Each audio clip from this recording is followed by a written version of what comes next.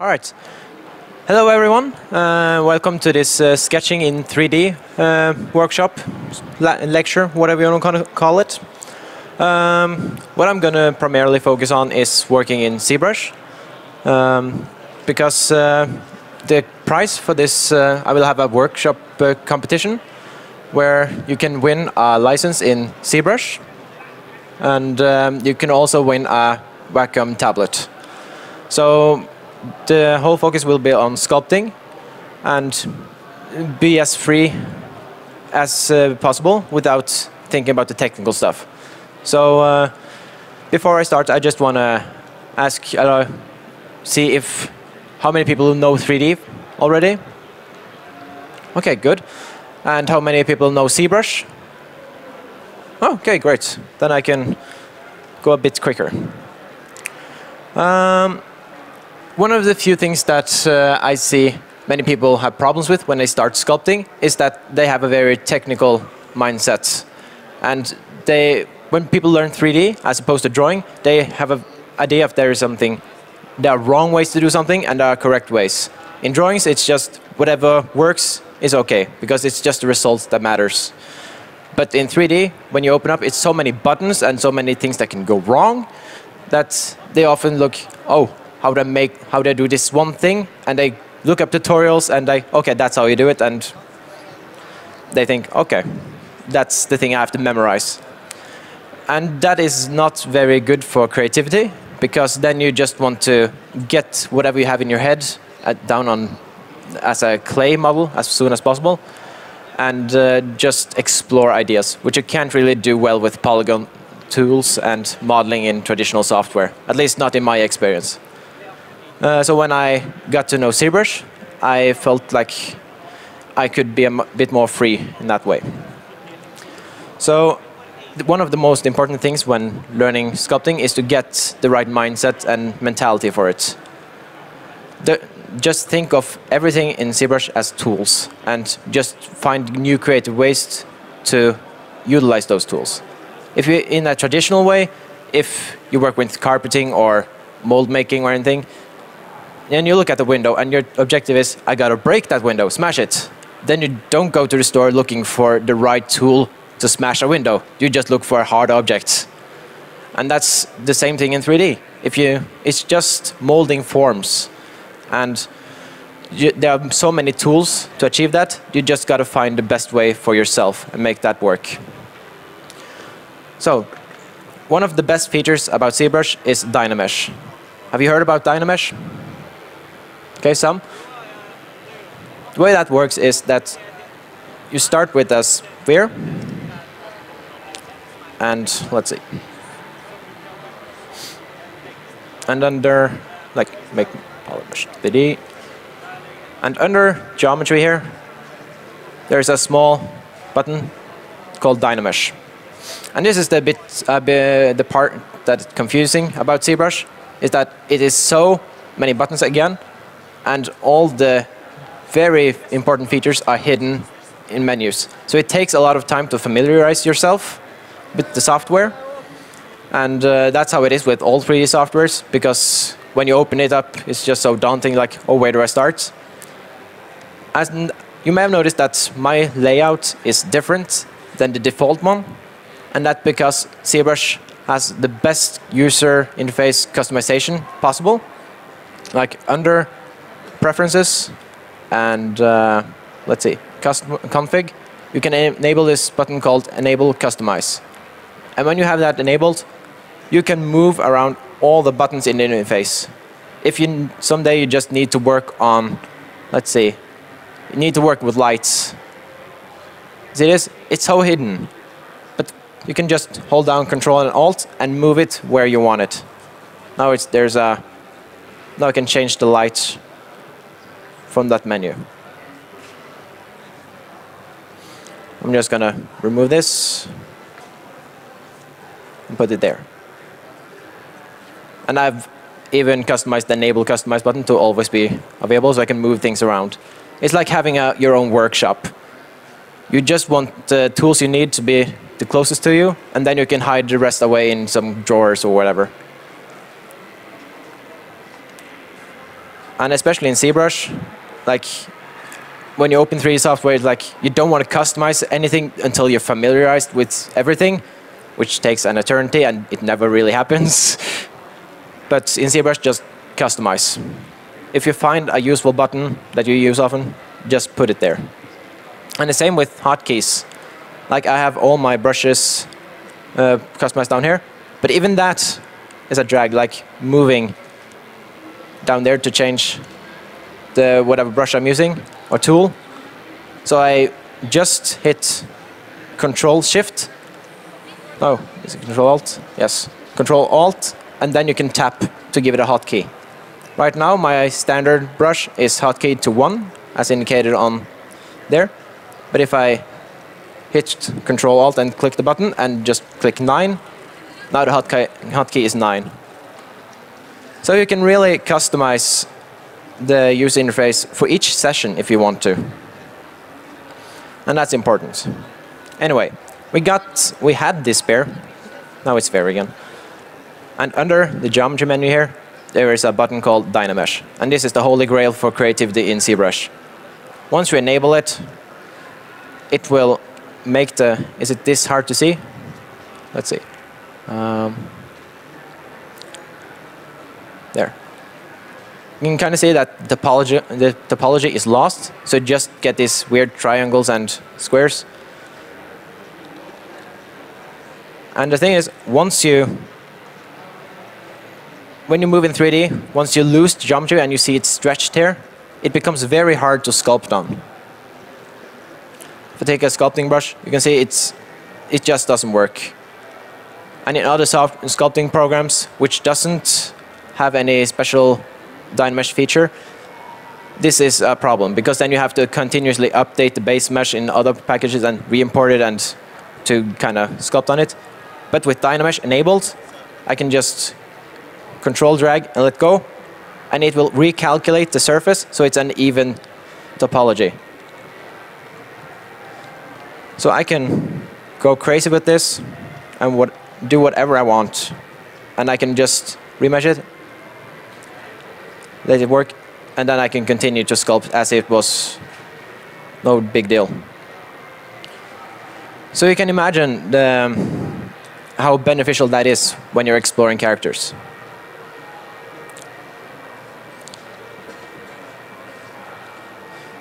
So, for instance, if I'm starting with a portrait, I start with a sphere. And I look at the side of it, and I just mask it and to deform it. Let's see. Use the transpose tool and rotate, and I kind of get this jaw thing. It looks a bit wide, so we just shape it into the desired proportions we want to get the base of a head.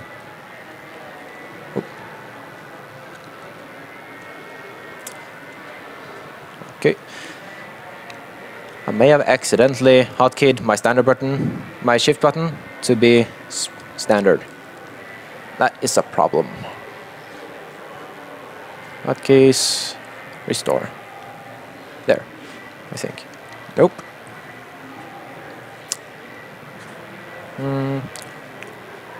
One moment.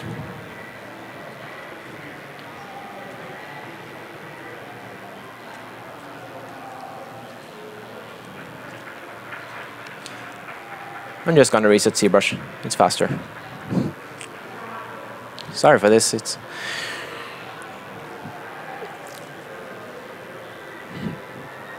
But the thing is, with Dynamesh, you're just allowed to focus on forms instead of polygons and topology and all that stuff that drags you down.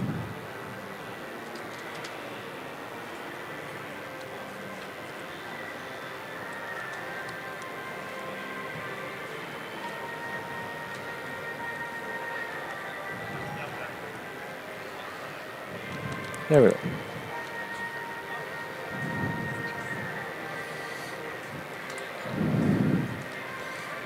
So you can see the geometry is distorted here, and we just remesh it.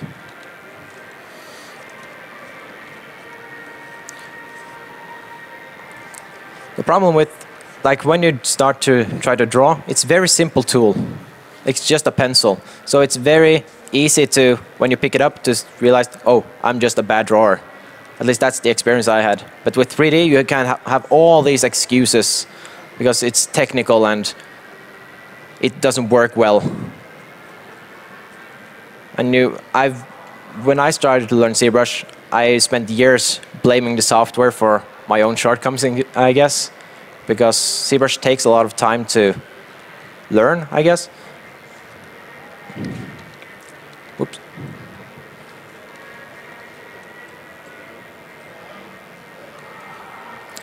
So there we kind of got a neck. And when I start to work on portraits, I don't go for likeness or any accurate things in the beginning.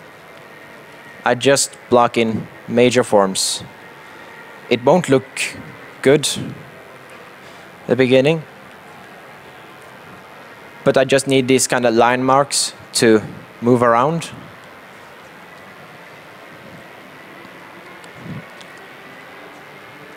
And I smooth a lot. The problem with over-smoothing is that you kind of lose a bit of the texture to the sculpt. That kind of looks nice, and it almost looks too smooth and unnatural.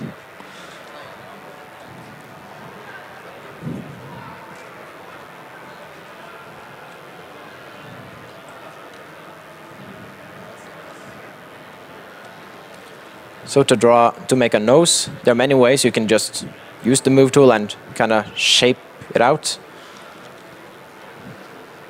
But I like to kind of mask out the shape, invert the selection, and use the transpose tool again, kind of like I did with the neck. And then get this angle. Then you can just shape it more.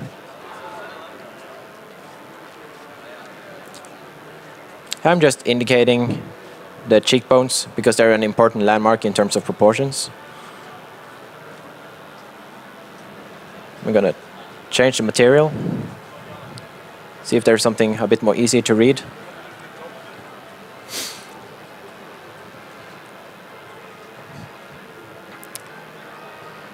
The brushes I use most often is clay tubes and clay buildup, and move and polish brushes. I also use Dam Standard for cutting short lines. And it's kind of easy to kind of indicate where you want stuff. Kind of want the lips here, and the eye socket here. And it looks like shit, but it gives us a clear line to work with.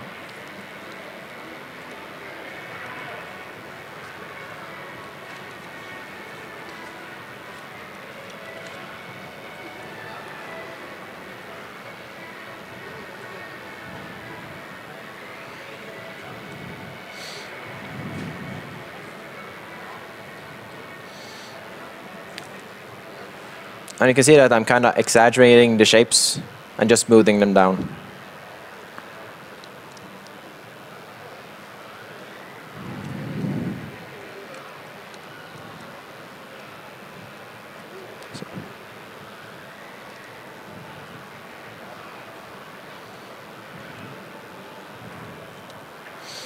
It's important to kind of move around the camera a lot because you're working in 3D, not in 2D. So if you're stuck from the same viewpoint, it's almost like drawing on a crumpled piece of paper, and that doesn't lead to good results. I also turn off the perspective because it just kind of distorts my view, as you can see. So if it looks good in a orthographic view, it should look good in all cases. But when I've sculpted with perspective on, I've noticed that when I look at it from certain angles, it doesn't look right. And I want to avoid that.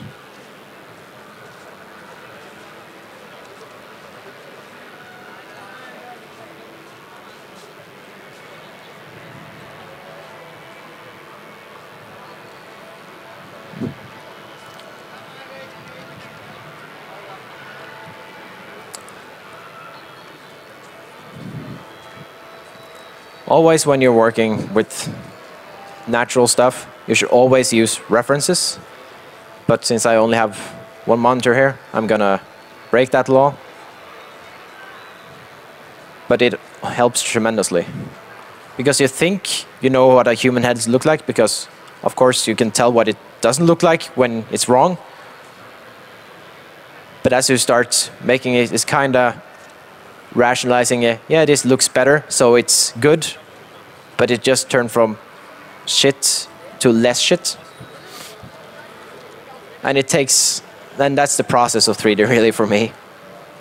And it's never, even when I call it done, it's still so much wrong with the face. Like if I just use references, you could have spotted them earlier. And in 2D, when you're drawing, it's useful to kind of flip the canvas to get a fresh perspective on things. But that's kind of different in 3D since you're changing the perspective all the time anyway. So I usually change the materials and hope that helps. But it's difficult.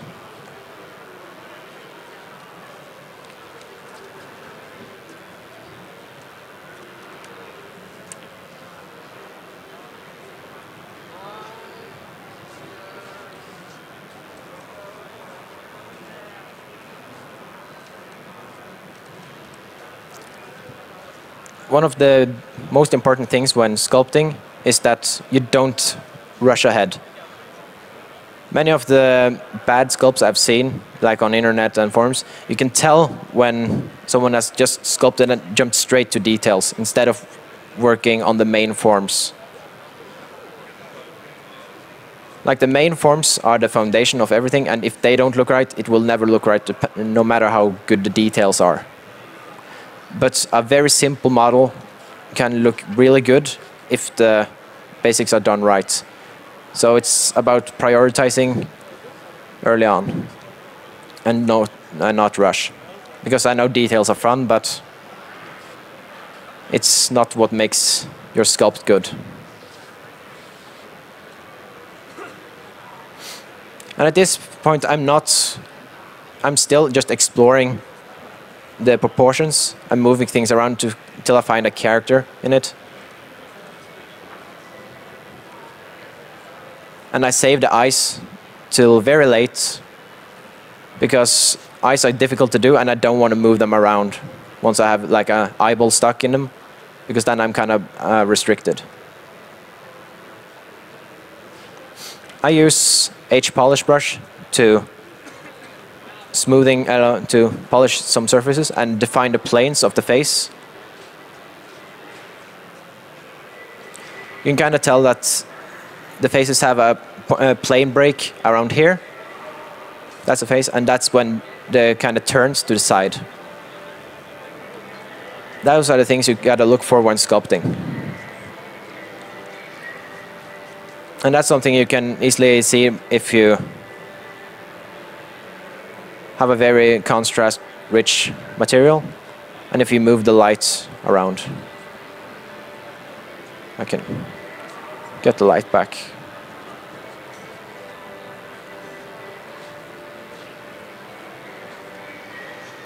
You can see here is where the plane breaks.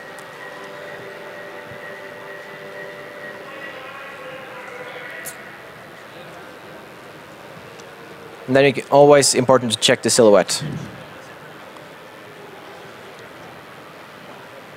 And now you could recognize that it would be human and the proportions from the side are kind of okay-ish.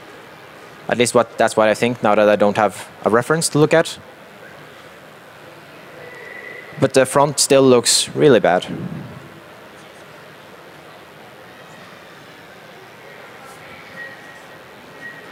Let's see.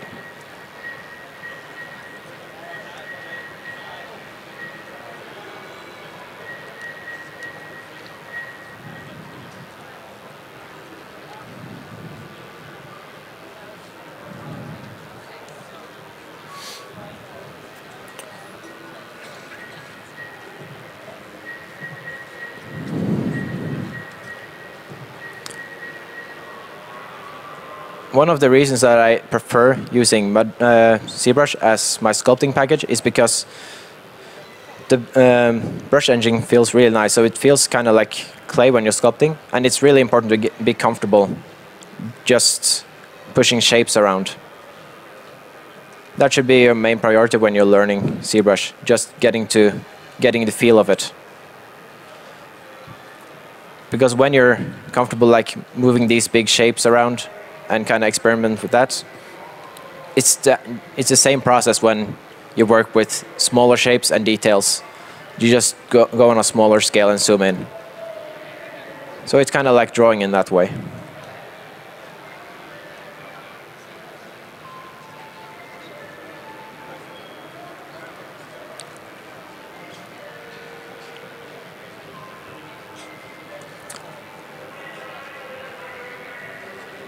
When it comes to things like lips, I usually like to use the pinch brush around where the plane breaks, because it gives an angle, and then I get something to work off again.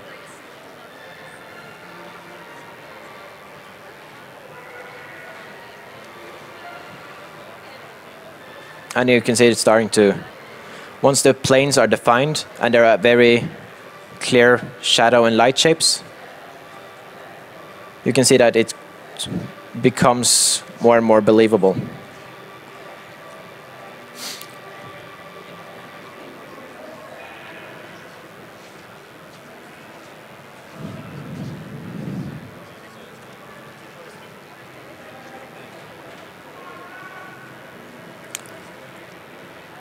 So when it comes to things like ears, because we have Dynamesh, we can just easily kind of indicate where we're going to pull the mesh and form something like this and just sculpt in.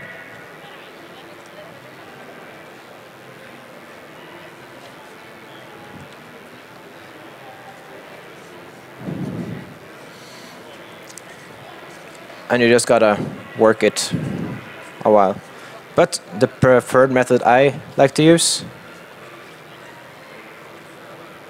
is to, let's see, okay, is to use an insert mesh. Under brushes and inserts, you can see this body parts brush. And by pressing M, you can find all these body parts and just stick them on. And then you can kind of position it where you want.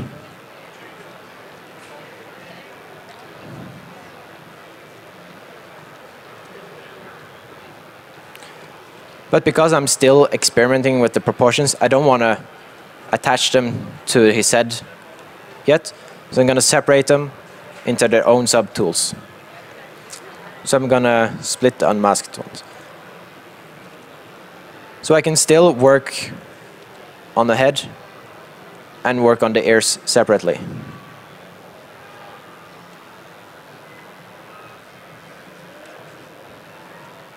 So once I'm happy with them, I can just merge them together.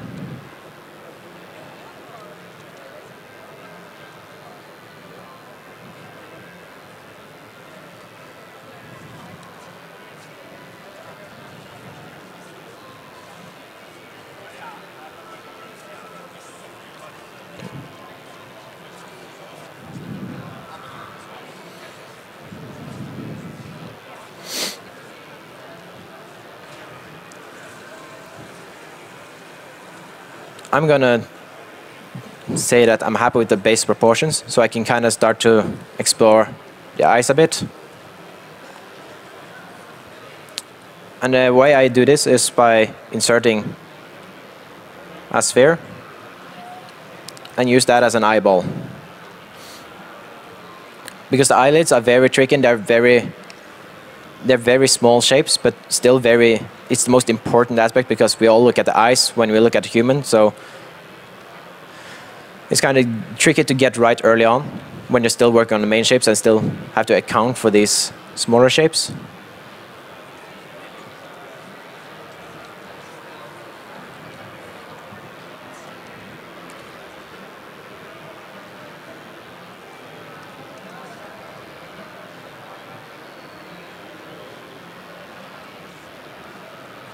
This is just a small bulge to indicate where the iris is.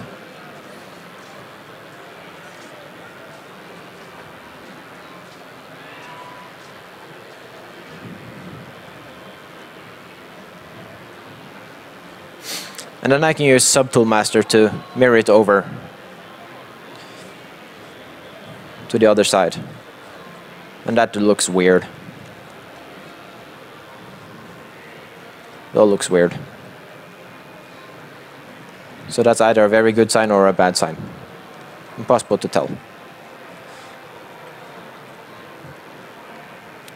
And then you kind of just form over it, so it kind of follows the contours of the eyeballs underneath. And use that as a starting point.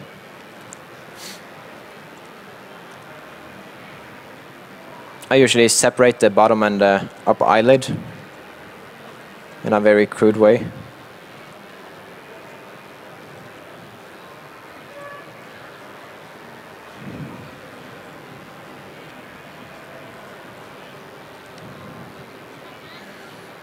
And then I can form these two parts independently and just form them around the eye.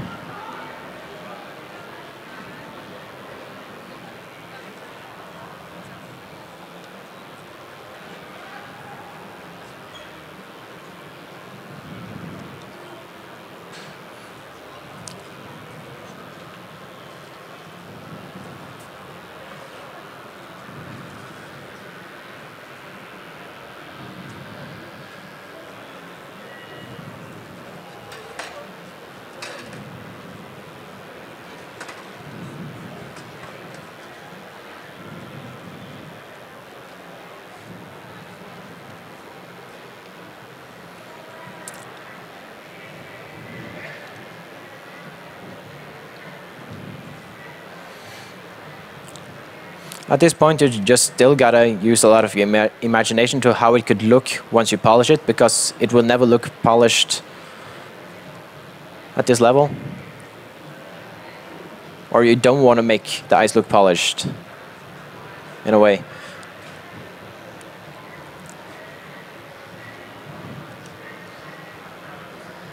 Because then you would be caught up in the details.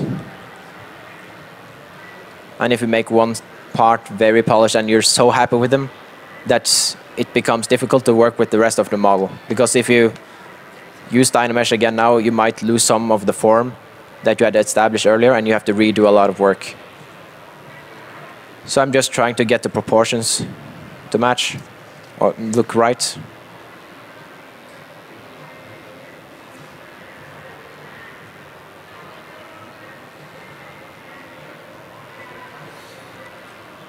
And it's still like a chance to find out who the character is. Does he have baggy eyes, or like does he squint? And there's a lot of age in the eyes. But it's difficult to get right at this stage because we have too little geometry to work with for the shapes we want to make.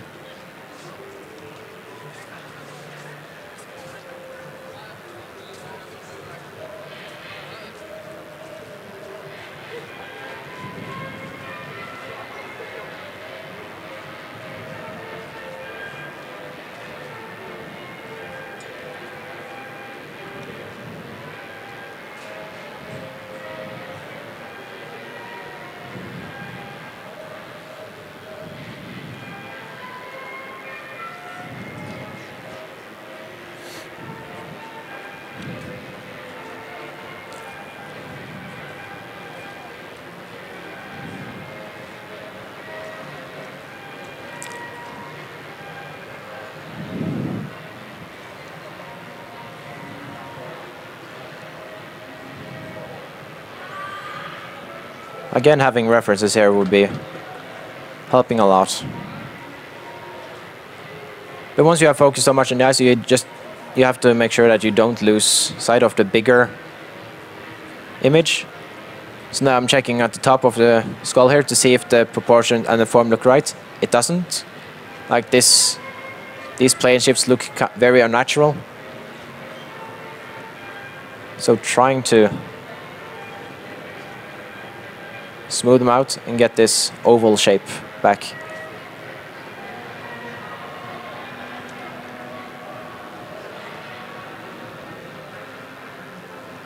There we go.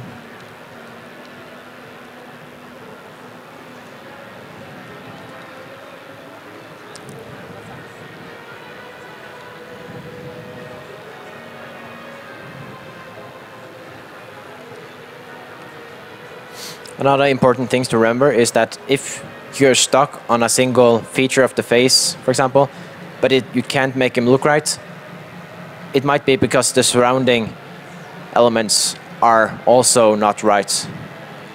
Because everything in terms of proportion is relations to each other. That's why characters, like caricatures, are so difficult to work with, because you can stretch the proportions out and they look really deformed, but it still looks right, because the relationships are carefully handled.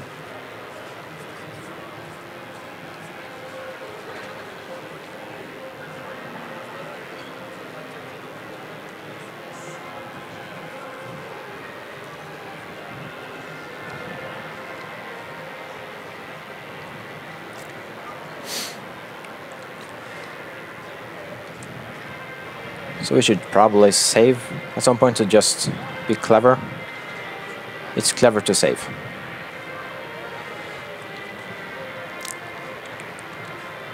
If you had gotten at this point in a 3D software with polymodeling tools, you will probably be so stubborn and sick of forming it that you would say, okay, this is what I want, no matter what anyone says. This is, I've spent hours on this. Don't make me change the design, please. But with Dynamesh, you can just very easily, or in ZBrush in general, don't even need Dynamesh. Let's change them up entirely, or change the proportions.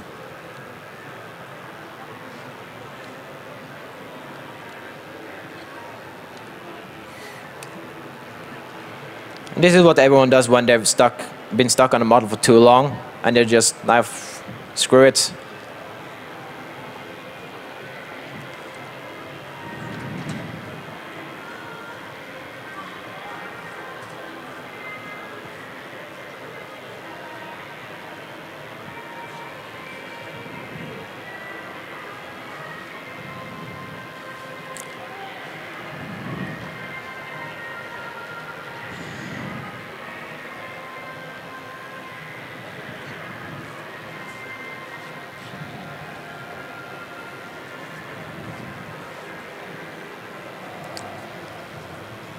And then you can just toggle it on and off and see what you like the best.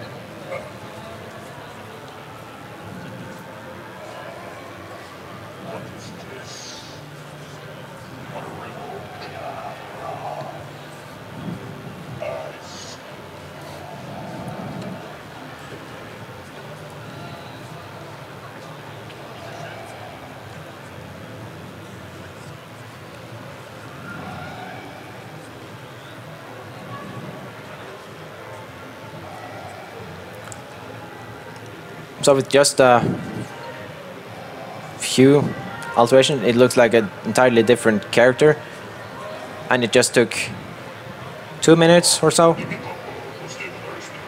And that's what makes this such a good creative tool. You don't have to commit to anything, and you can just have fun with it.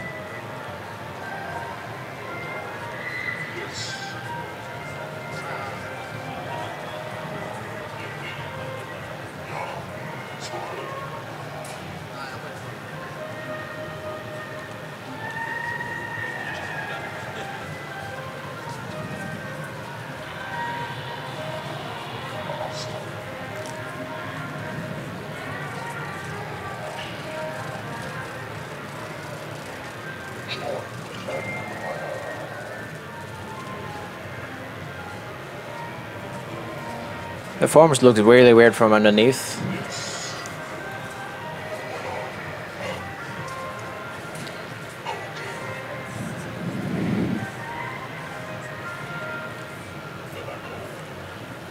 So you gotta make sure to make them all read and be round and look at it from all angles.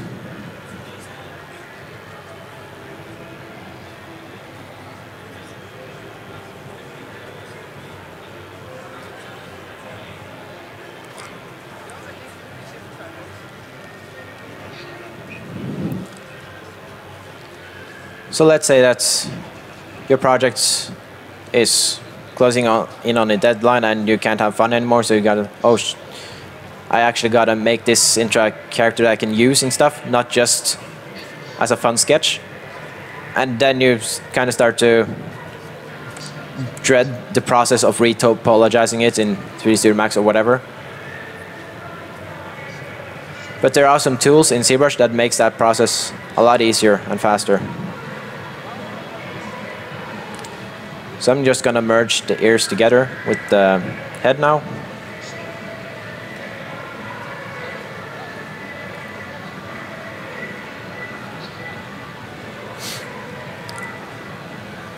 I'm just gonna duplicate a copy.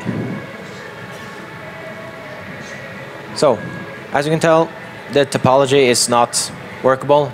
You can't animate this or really do anything with it. For illustration purposes, if you just want to make a fun image for like the rendered graphics and such, I would let this slide. I wouldn't care about proper topology for my. Okay, I probably would for stubbornness, but you don't want to give yourself more work than that's necessary. If you don't need it to animate, then take shortcuts. But just know that you could do it properly before taking shortcuts, because or else it will just become a crutch to you. You got to think of it as a time saver, not as a best solution thing. So, hidden in the same geometry category here, where we found Dynamesh, I'm going to turn it off now. There's a magic button here called C Remeasure. Then you can tell how many polygons you want it to target, and just hit the button and let it think for a while.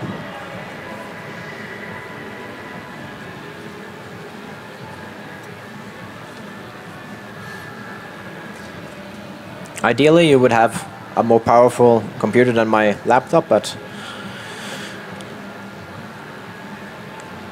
let's just hope it doesn't crash. Yes. So now you have some topology. And with this, you could continue sculpting on it using subdivision levels, which gives you more fine control.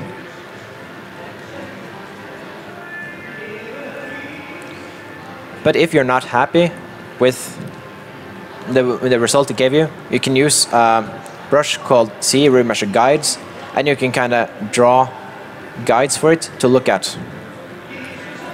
So if you want an edge loop there and edge flow there,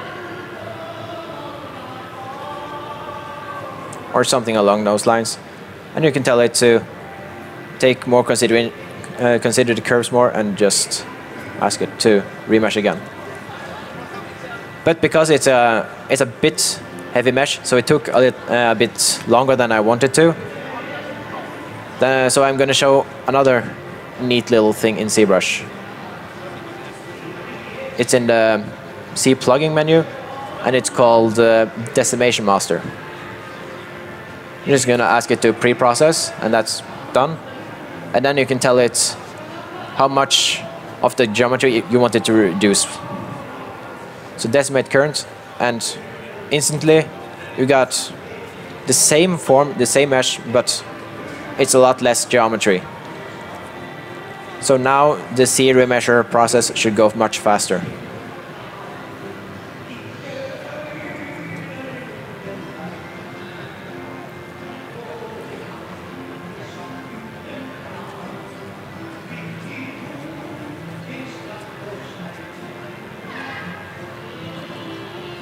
And it's done.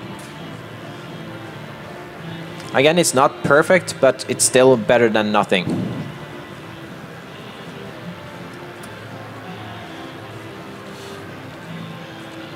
But you do lose some of the forms because of the geometry change. That's why I made a duplicate. So I still have the original here. So if I show both, and I just subdivide this a couple of times, then I can just go to project and project all. And let it work, and it kind of conforms to the model underneath, so you get back the detail. But now you have subdivision levels to work with.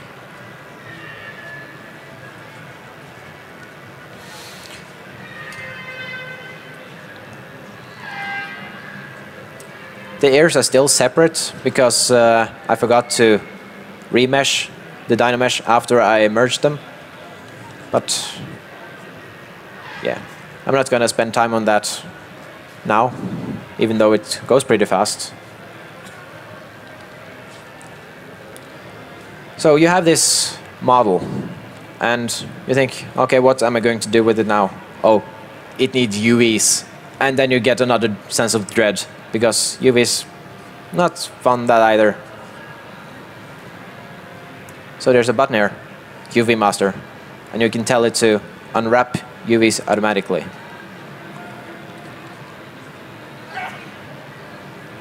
And then it's done, and you can tell, and now it's wrapped.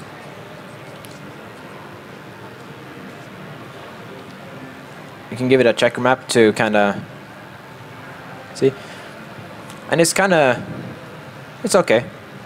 It's even distribution, so it should work well. Again, if you need more control, you can tell it, you can use control painting. Let's see, let's work on a clone object. Enable control painting, and let's see.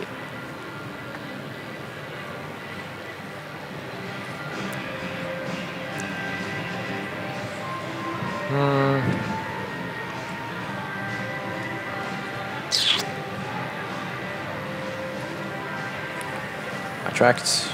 No.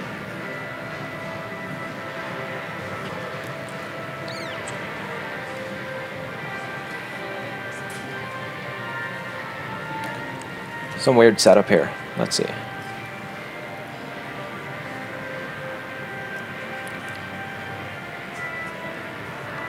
Oh well. The thing is that you can paint using polypaint to, there we go, I think, to tell where you don't want seams to pop up. So obviously we don't want any seams in the middle of the face. And then you can tell it to, oh, why are you? Let's try. Oh well. Should probably start over with that, but not sure why it's behaving that way. But yeah. Anyway, the preferred method that I like to use for UVs is not using this painting anyway. So let's see if I can find.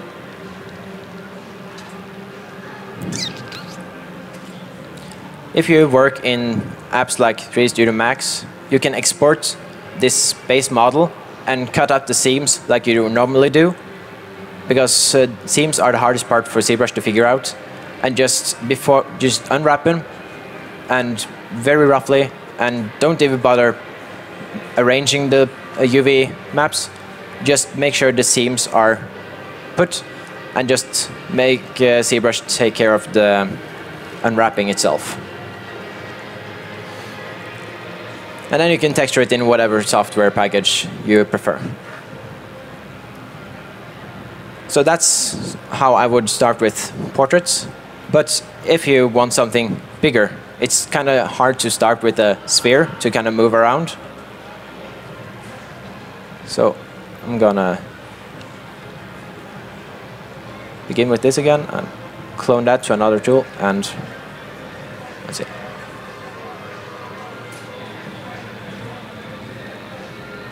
Now it should B1 model? No.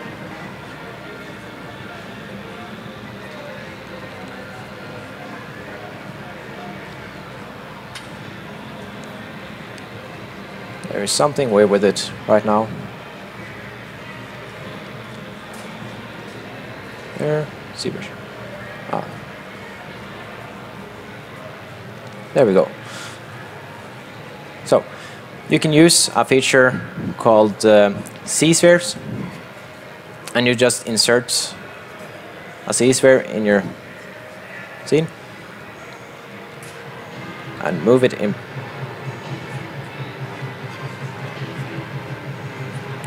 Move it around. And then you can kind of start to make an armature for the model.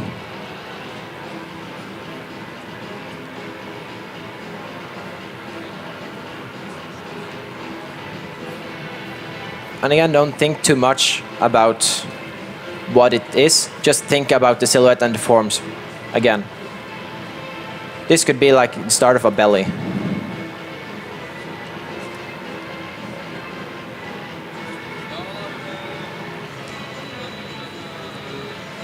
And these are the start of some legs of some sort.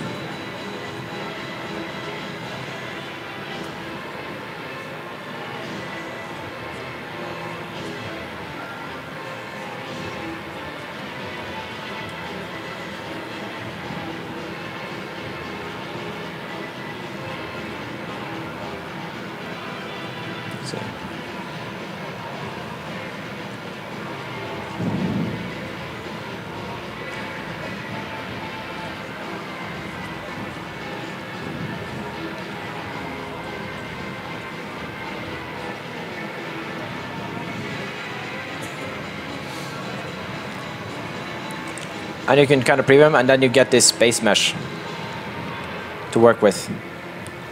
Then you go down to adaptive skin once you have the C-sphere, and make adaptive skin, and it makes its own object here, and you just got to import it to the current subtool. Let's insert there.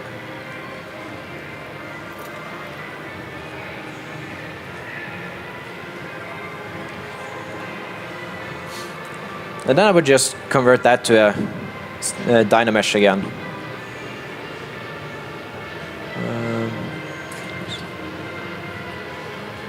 Just got to divide the lower subdivisions levels first.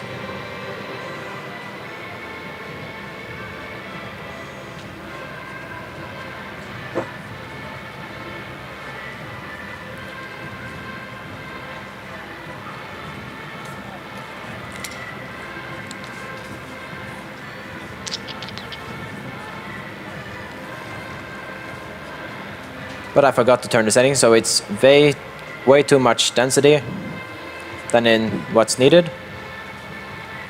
So we turn down the resolution here.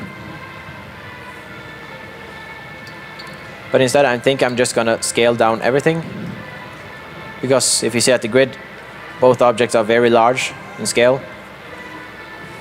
So we can go under deformation and hit unify on both. So they kind of both get rescaled to the what ZBrush prefers to work with in terms of scale.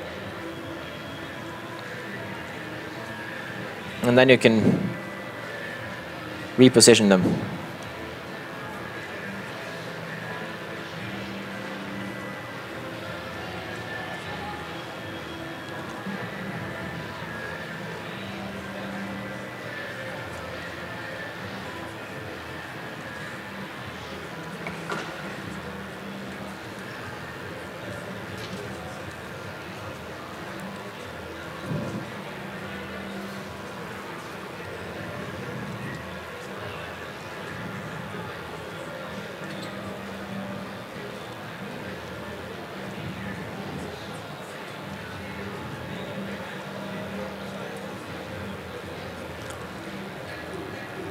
Let's see if it works better now.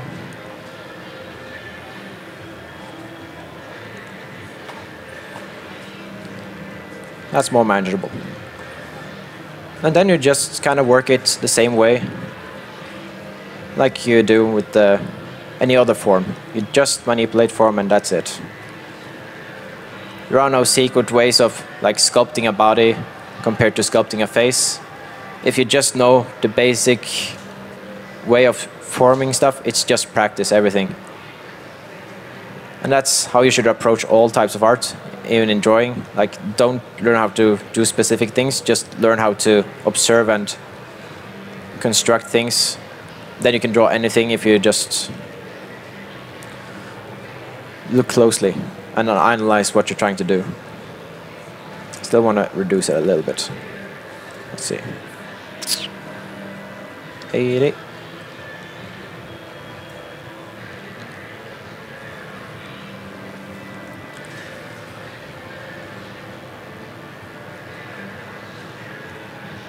I also believe that ZBrush has some tools for 3D printing, so you can export models directly from ZBrush to printing software.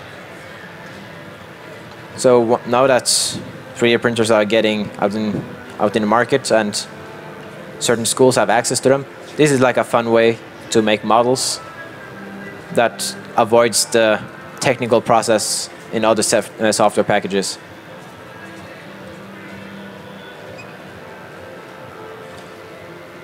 These are perfect for family gifts.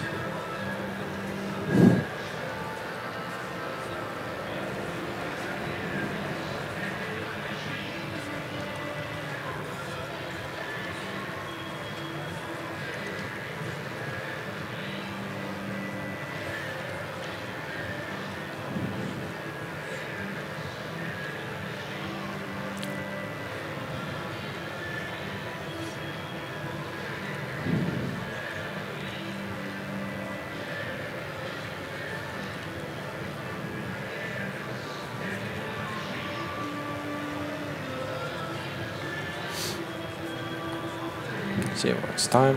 Okay.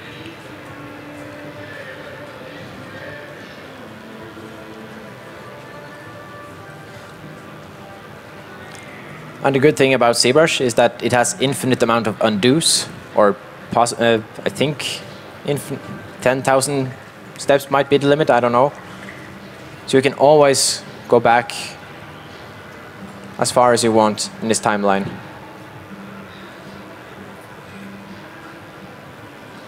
And that works for separate subtools. As long as you don't, let's see, I think this one. Ooh. I think this one. You can tell, like, you can go all the way back till where I started. Those are the ears. So if you see, there is a feature that kind of allows you to play back everything you've done. Like, now this isn't the most interesting progress to look at, but under movie, you can just go back in history and play forward history, I think. And then it kind of plays around at everything you did.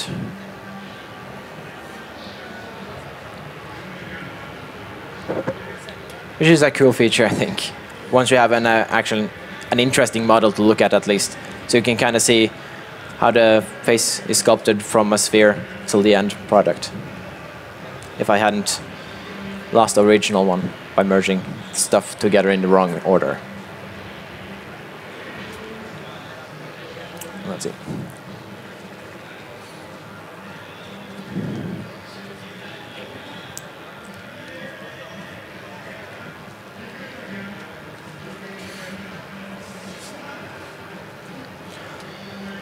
I don't really like the direction this thing is going, so I'm just going to abandon it.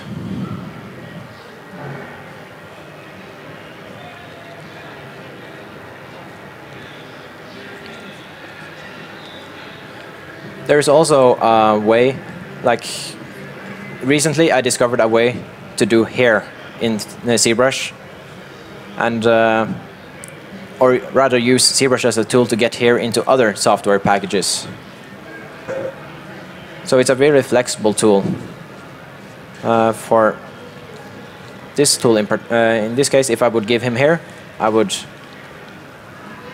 let's see, I would make a bald cap or indicate where the hair would be.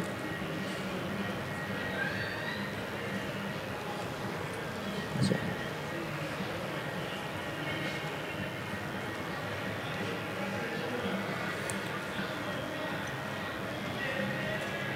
This is where I want the hair to grow. I'm going to extract.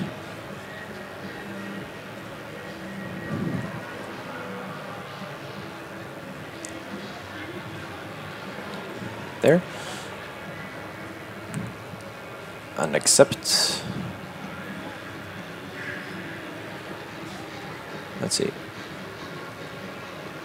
I gotta pick the bald cap.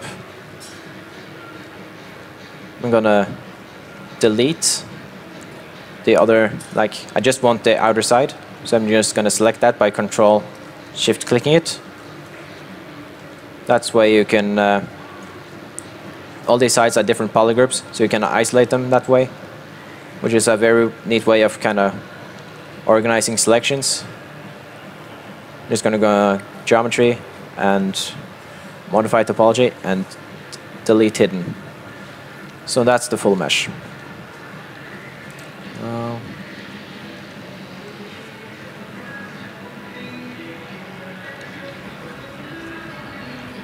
I'm going to scale it down so it's underneath the skull.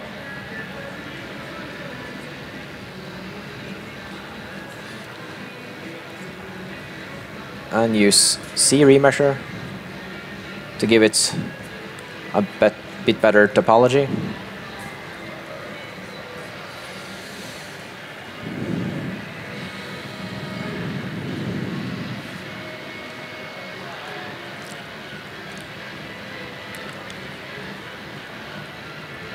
So this is a bit time-consuming process, so I'm not gonna go through it all. But the basic workflow is taking everything and making polygroups into kind of separate chunks of hair. So I'm gonna, well, polygroups, yes. Group visible. And I'm gonna use select lasso.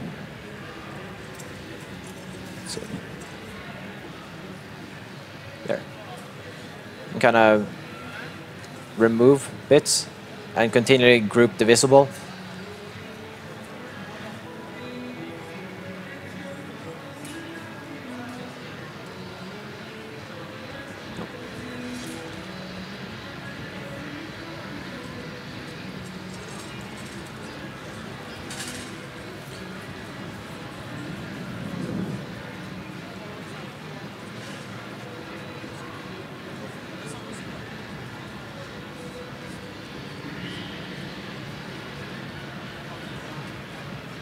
So now we got all these different polygroups. I'm not gonna bother with the other side because he can be bald on one side of the head, that's fine. We can save time there. Geometry again and delete. Nope. Deleted. So the tool I'm going to use for this is Fiber Mesh. And I don't know if you guys have experimented with this before. But I'm gonna make a lot of hairs from this.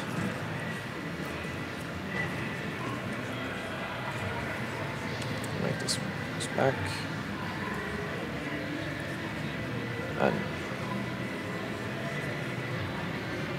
the thing here is that this is not going to be the final hair, even though it looks smashing. I'm gonna only make a few, and let's see. Give it a lot of segments per hair, because we are going to deform these, and that will act as the guides for our hair in other applications. So Sure, accept that. So now we have these fibers. And you can see that they got the same polygroups based on the ball cap that we had on earlier. So we can separate them. And now we can use some tools called Grooming Tools. And these are for manipulating fiber mesh hairs. I'm gonna use Groom Hairball to kinda tie them all up.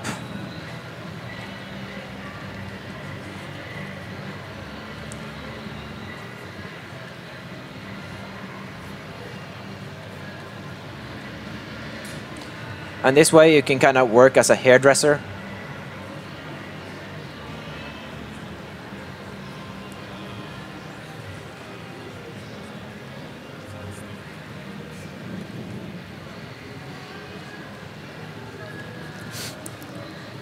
I just want to mention that I mentioned earlier how important it is to customize your user interface.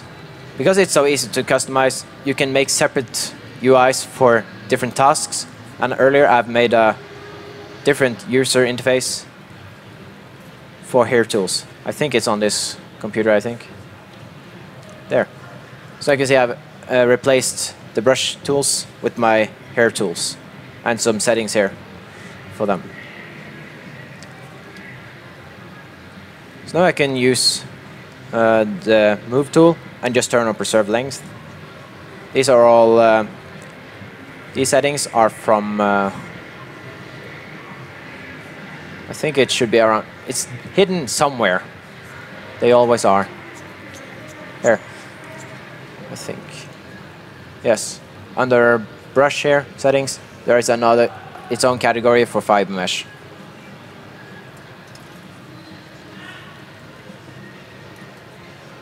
That's it. So I can isolate that and kind of move it as I want and style the hair that way.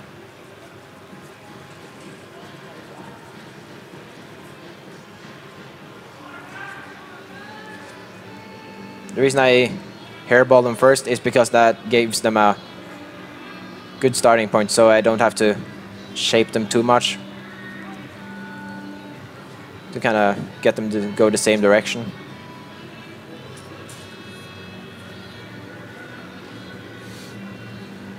And that's how I would go for every one of these groups. And once you have kind of have a hairstyle you like, you can export these as curves and import them into like 3 Studio Max and whatever, and use those as guides for the native hair systems the other applications has, and then get very accurate and very good stylized hairstyles based on the work you did here. And it's just a more intuitive way of using of getting hair, I should say. And that's goes back to the point of saying that these are just tools. Like, you can use them in many different ways. You just gotta find what works best for you and use them in original ways.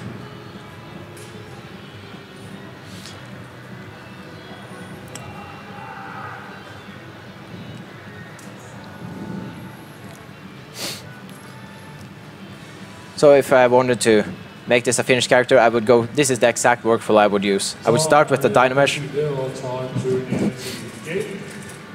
Det semifinale og finale I StarCraft hos Game. As I was saying, You can now enjoy the semi-finals and the finals in StarCraft at the game stage. okay. So if I would make a character and for a finished illustration, this is the exact workflow I would use. I would start with a Dynamesh sphere and just explore the shapes until I find a character I want to make. And then once I'm happy with the final, like, I would never go into another package to make a base mesh once like I have an idea, because that process slows everything down in my case. So there you can get a lot done in ZBrush. You can, like, there are some texturing options here, I don't frequently use them myself, but in theory you could finish a whole character illustration in ZBrush alone and without getting bogged down by all the technical sides of 3D. It's just sketching. There's nothing technical, or not much technical, about this process I've shown. Let's see.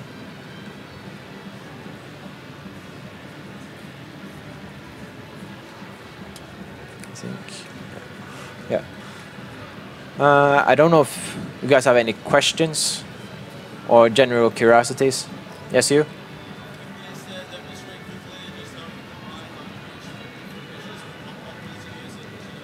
How did I combine different meshes together? Yeah. Yeah. Like now they're the same mesh in a different with different polygroups, so I can just delete. Yeah, but I'm gonna remove them and reattach these. Is that not? Yeah. Yeah. I'm just gonna remove these first. Delete hidden.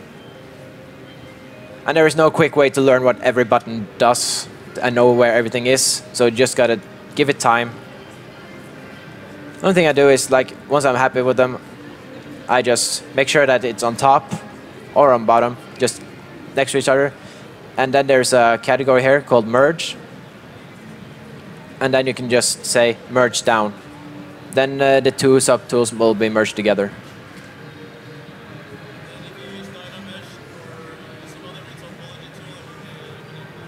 Yes. Oh, that looks nasty. Let's see. Then we can go to polygroups and group visible, so they're the same polygroup now. And if we go into Dynamesh, it should kind of attach them together properly. Yeah. The reason they're not attached, they're attached behind there. It's just that I was rushing. So if you sculpt that out, they're the same mesh.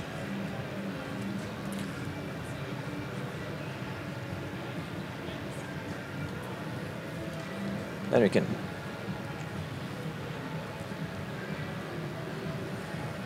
So that's how I would do it. And then again, just see remesh once you feel happy with the result. Just gonna pre-process it. Decimate it. See remesh. This is like so fast to do. It's almost criminal. Or at least it's difficult to go back to the old ways after having kind of done this for so long. Let's see.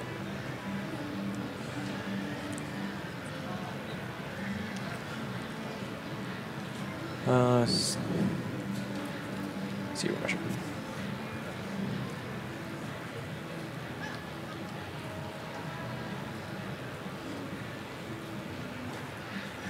And then under project all, and then you get the details back. So I guess that's one of the trickier things, like figuring out what order to do things so you don't bite yourself in the ass, like I have done several times now because I'm not used to talking while I'm working. So it's it's something you avoid if you just save often and don't rush ahead when you merge things together, and like try to work as non-destructively as possible.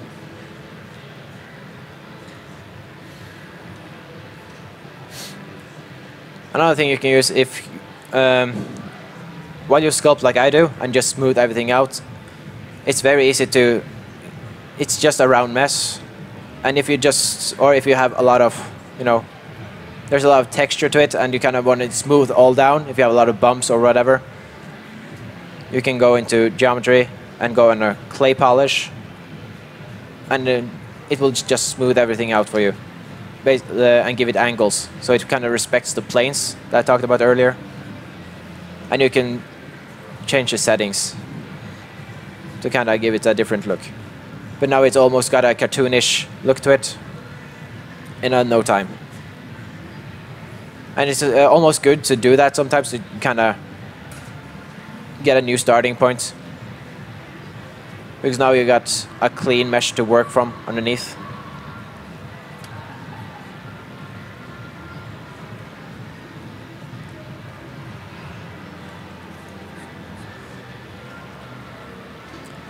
Or else I would use clay polish, H polish brush to get the same result.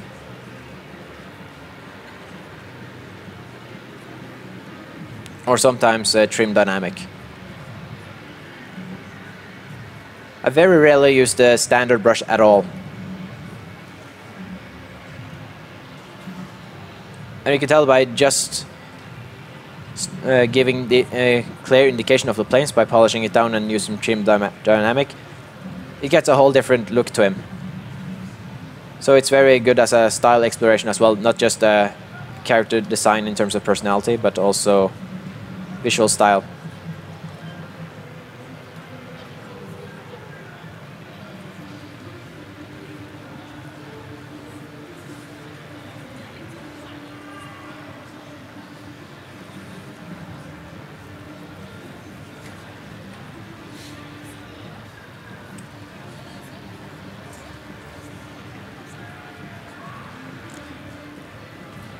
But yeah, once you get comfortable with the tools, you can explore many character concepts. And like, you can make 45-minute sketches and like have a workable 3D model. Like you can base everything off of, and that iteration time makes a whole lot of difference in projects when you just want to get a lot of ideas out and just see what works, because you don't know what works in 3D until you actually got a 3D model, and that is what makes ZBrush so good to use, I think.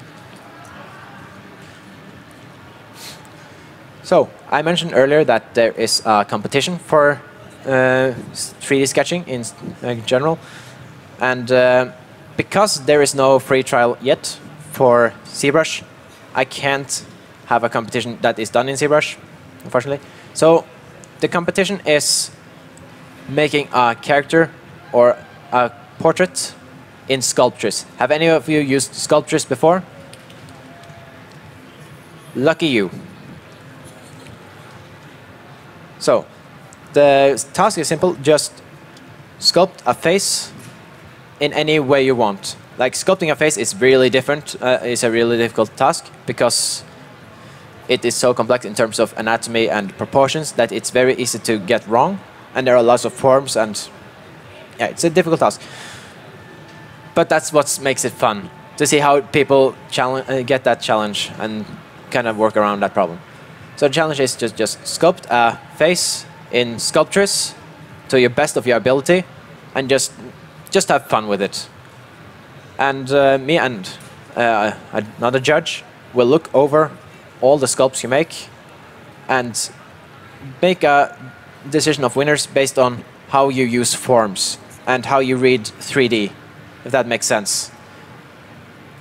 So we don't look for technical excellence or anatomy or anything like that, or good anatomy certainly helps, but just how you read forms and how you tackle the challenge. So, and I think the deadline for that competition will be 6 o'clock tomorrow. So you got roughly 24 hours to make something in Sculptress. I've made a package, made a URL here with all the details. Let's see. I'm gonna blow this up a bit.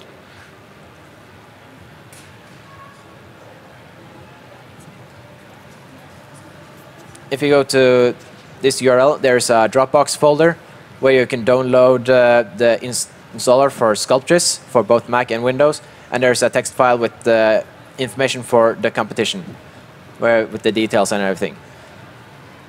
So yeah, I just think I will leave you at that. And yeah, there's a question there.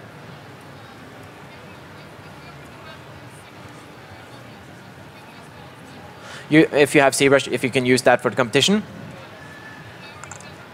Yes, I know, and based on how many people have used it by the show of hands earlier, I don't want to give you guys the advantage. I want to take all the fancy features away and see what you can do with the basic tools. Because that's what makes it's a bit of a challenge in itself. And I want to give everyone a level playing field, so everyone has a chance to win. So the prices are 1 license of ZBrush, the newest version, with it has a value of like $700, and another winner will win a Wacom bamboo tablet, I think. So yeah, good luck everyone. And with this session done, I am available at any time, mostly during here. So if you want any feedback